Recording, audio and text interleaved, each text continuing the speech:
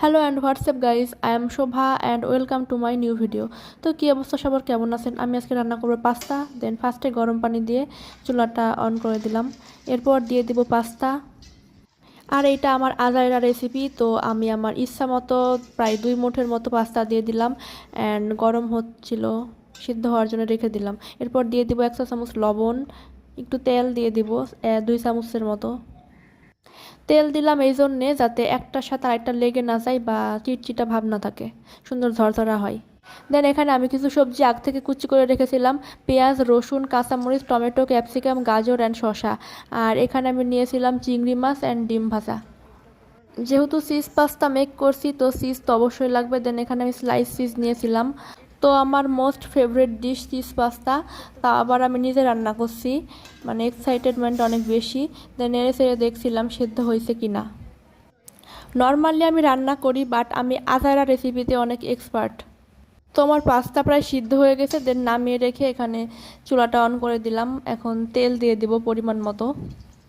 ইদানিং আমার অয়েলি খাবার একদম পছন্দ না, তাই একদম কম পরিমাণে তেল দিয়ে দিলাম। দেন এরপরে দিব রসুন কুচি। আর রসুন কুচিটা আমি খুবই পাতলা করে কেটে নিয়েছিলাম। অ্যান্ড এটা আমি এখন গোল্ডেন ব্রাউনি করে ভেজে নিব।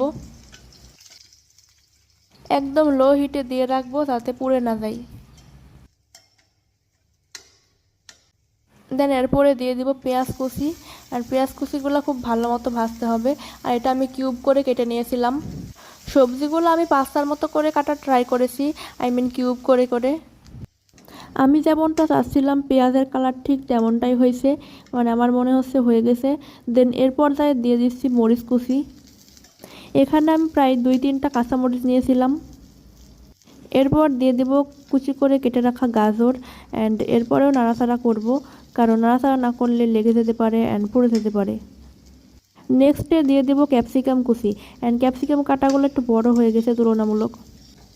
দেন এই মশলাগুলো কিছুক্ষণ নাড়াচাড়া করে হালকা ভেজে নিয়ে তারপরে দিয়ে দেব টমেটো কুচি। এক কথায় পরপর স্টেপ বাই স্টেপ সব সবজিগুলো দিয়ে দিব। শুধু সবজি না, সব উপকরণগুলো দিয়ে সুন্দর করে নাড়াচাড়া করতে হবে।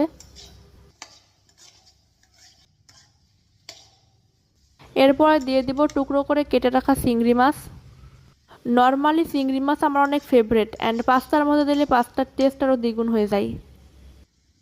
তো এরপরে দিয়ে দিব স্বাদ মতো লবণ। আর এখানে 1/2 চা চামচ আমি দিয়েছিলাম। এরপরে দিয়ে দিব গুঁড়ামরিচ। আর গুঁড়ামরিচ অল্পই দিব, কারণ যেহেতু কাঁচামরিচ দিয়েছি। এগুলা দিয়ে হালকা নাড়াচাড়া করব অ্যান্ড দেখব পুড়ে যাচ্ছে কিনা। এবার দিয়ে দিচ্ছি পাস্তা মশলা।